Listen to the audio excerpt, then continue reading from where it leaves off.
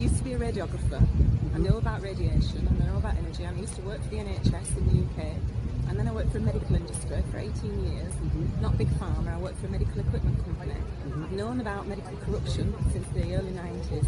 I know that it's been rife, and I know that CDC and the FDA are massively corrupt. It's been going on for a long time. The government's corrupt.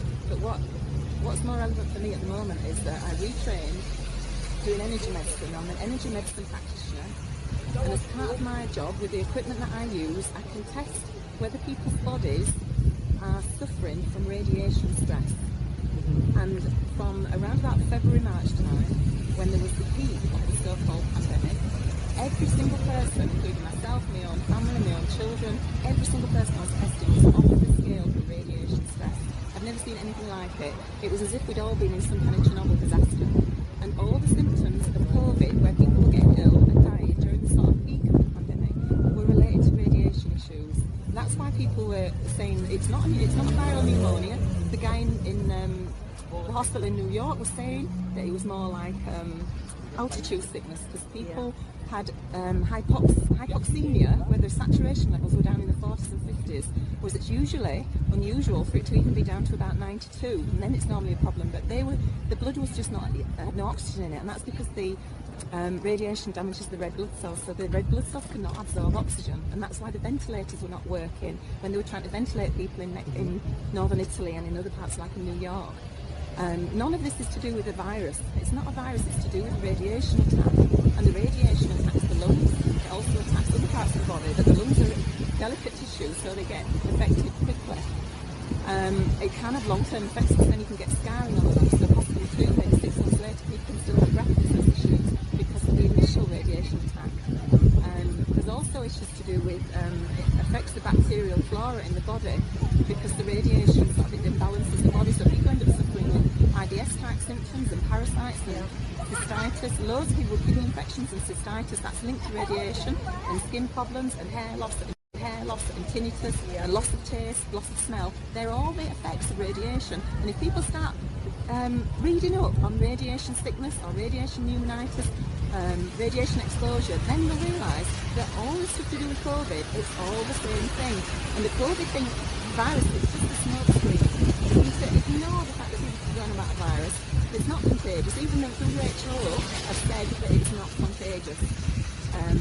The masks is just irrelevant. The masks are only there to keep people in a state of submission, in a state of fear. They know full well it's not contagious. It's far, if it was contagious, when it was the peak that was going on in April, when it was the peak, it would have carried on going up. It wouldn't have just dropped down suddenly like it did. And then the summer, it was completely flat. And the only reason it's starting to go up now, again, is because it normally goes up at this time of year with people who generally get ill with pneumonia and flu and everything else. But all the stuff is just flu symptoms, but now they're being categorised as COVID. Rebranded. Yeah. Well, what happened in the UK was the Office of National Statistics for October, the total number of deaths in October for respiratory illness was 981. For respiratory illness. Now that would normally include all deaths due to flu, asthma attacks, COPD, any other kind of respiratory type illnesses.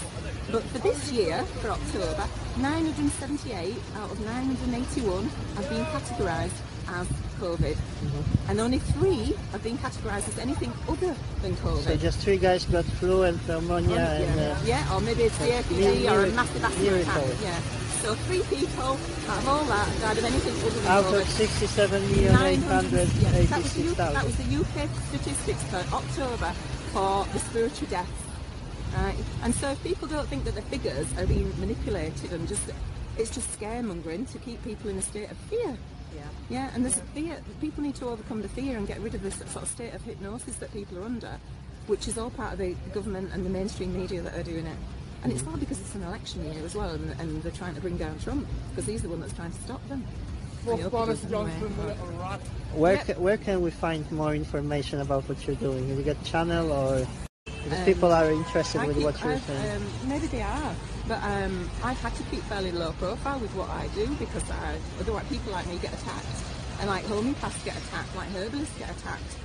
Anybody that does anything that is in conflict with the main narrative of the mainstream media, of the main medical establishment, that they're outsiders. And I used myself and a friend here, we both had breast cancer. And I recovered from breast cancer without having chemotherapy and radiotherapy, and that was through using natural medicine. And I was told that I was terminally ill 2.5 years, nearly 3 years ago. Thankfully I'm doing okay at the moment, but it's just still worrying me. I'm still at risk. But if I do die within the next 2, 3, 10 years or whatever due to cancer, I don't want to spend the last 2 years of my life locked in a house or wearing a mask. I want to live my life, not sort of live it under a tyrannical state. And how many other people who are maybe terminally ill, or whether it's elderly folk in nursing homes, trapped in their homes, so they want to spend the last few years of their life not being able to see the family. So people like yourself with serious condition that require treatment, you cannot get to hospital. Like I got 4-year-old baby, and I had a call from NHS to have him vaccinated. So what about that? Oh, the vaccines.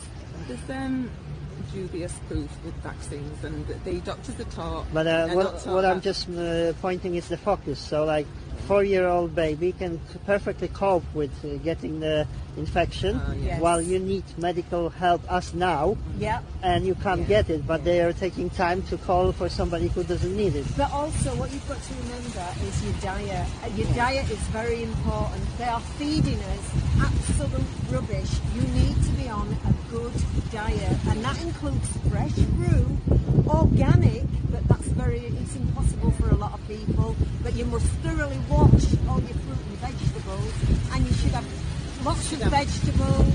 Filtered water. Yeah, but you should be taking iodine if you can get hold of hydroxychloroquine. There was a study done on hydroxychloroquine because there is a patent application on hydroxychloroquine that actually shows that it will negate the side effects of radiation. And look this up, there's a patent for it. And there was also a study done on hydroxychloroquine on rats. It was only a small study, but they had 10 rats, and 5 of them exposed to radiation. It was only a small study, but they had 10 rats, and 5 of them exposed to radiation. 5 of them, all 10 they exposed to radiation, and then 5 of them they gave injections of hydroxychloroquine, and 5 of them they didn't. And the ones that had the injections of hydroxychloroquine, they all survived. The ones who did not have the injection of hydroxychloroquine, they all died. Right? And that's why Trump was telling people, I think as a code, to try to sort of warn people that hydroxychloroquine works against so-called COVID, but it's really because it works against the side effects of radiation. And it's used for treatment of people who've got side effects due to radiotherapy and chemotherapy. It can be used as well. But if they cannot get hold of that, they need to be looking at an iodine supplement, and a good one. Don't just go to these small. You need to reduce your exposure to Wi-Fi radiation as much as possible. Out in nature as much as possible. And clean your diet. Get good sleep. You need to get fun and laughter in your life, which at the moment I think all this is about trying to stop anything that's anything to do with fun. Not allowed to sing, not allowed. I do. I used to be a radiographer. I know about radiation, and I know about energy. I used to work for the NHS in the UK.